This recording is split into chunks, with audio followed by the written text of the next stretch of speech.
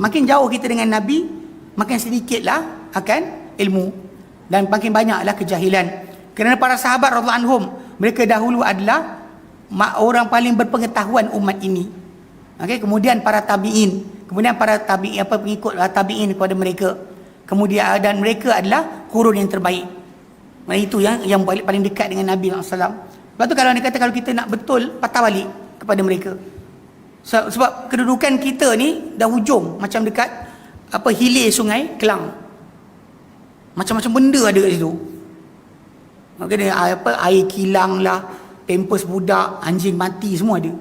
Tak ada siapa akan ambil air sungai Kelang minum. Tak ada siapa akan sanggup tengok air berkeladak kan.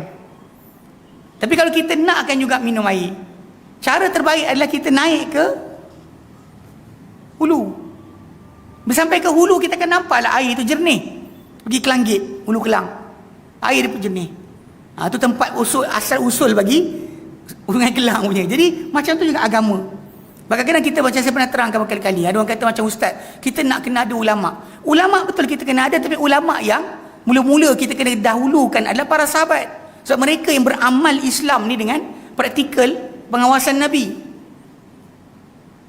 Kalau mereka macam Imam Malik kata, apa bukan agama zaman para sahabat, takkan jadi agama pada zaman kita. Itu benda kadang-kadang payah kita nak pegang. So orang akan tinggalkan benda yang Nabi SAW suruh. Macam contoh kan, macam bila tuan-tuan tengok cerita JSB baru ni kan, dia ambil bulu ketua dia ke janggut lah apa benda kan. Para sahabat Nabi SAW, ini dalam kitab Tabarruk dibahaskan. Memang ada para ulama macam Ibn Hajar Asqalani, dia kata harus untuk kita bertabarruk dengan kesan orang soleh. Tapi ditolak oleh para ulama dengan perbuatan para sahabat. Sebab para sahabat Nabi SAW lepas matinya Nabi, kata orang buat dengan Nabi, bulu Nabi, rambut Nabi dan sebagainya, air liur Nabi, air wuduk Nabi mereka ambil. Bahkan Nabi sendiri SAW agihkan rambut baginda kepada para sahabat. Ketika Hudaibiyah tahun ke-6 Hijrah, Nabi pergi kat Hudaibiyah tu 1,400 orang. Ketika rambut baginda dicukur, baginda agihkan rambut baginda yang dicukur tadi kepada 1,400 orang sahabat. Nabi bagi mereka untuk ambil. Okey, tapi para sahabat Nabi SAW pula, lepas mereka bertabaruk dengan Nabi punya kesan, bekas Nabi ke dan sebagainya, mereka tak pernah bertabaruk dengan siapa-siapa selain Nabi. Ini ajaran patut kita jaga. Sebab kalau ikutkan, orang paling mulia lepas Nabi SAW dalam umat ini, siapa dia? Abu Bakar.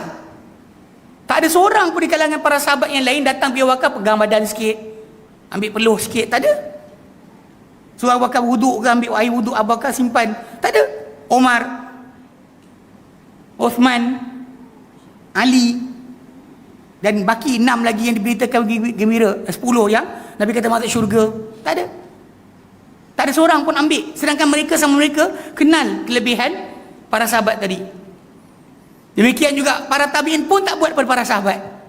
Para tabi'in tak buat dengan sahabat macam tu. Tak jumpa Ibn Abbas ambil sikit air liur, tak ada.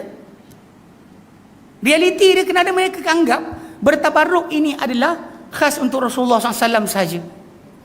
Ini fahaman sahabat.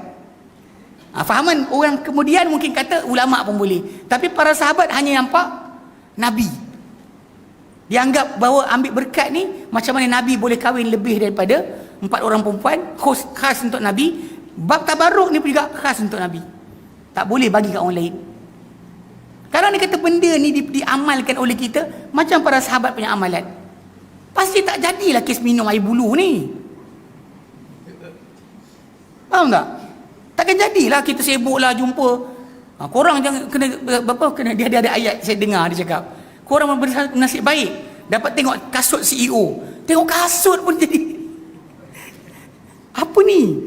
Faham tak? Jadi tengok, pasal Nabi lain. Ini yang kita kata dalam konteks Islam, bila awak ambil ulama tadi mula dengan sahabat dulu. Dekat situ kesepakatan mereka, itu yang patut kita pegang. Takkan siapa-siapa akan dibesarkan mengatasi Nabi sallallahu alaihi wasallam. Barulah kita boleh jaga akidah.